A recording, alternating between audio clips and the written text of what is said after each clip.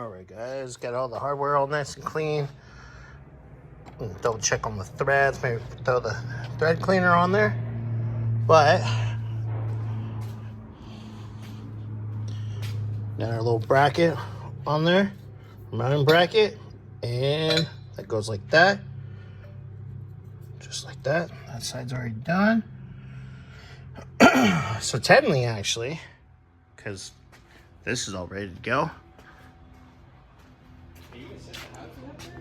I put the housing in.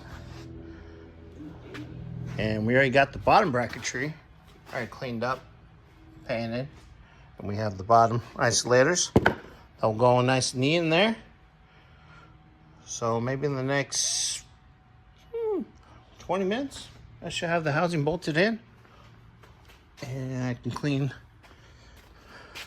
brake lines up. Get this old one off. Get everything all nice and cleaned up. And back up on the housing. Get the shocks bolted in.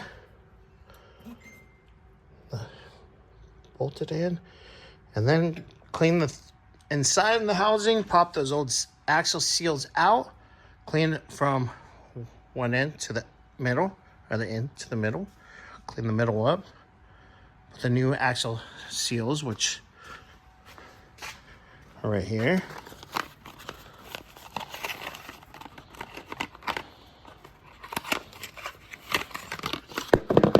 Right there. Get those popped in. So it'll be all ready for in the morning. Victor has the axle shafts done with the new bearings on them. And we can slide that all together. And the car is technically a roller. Yay!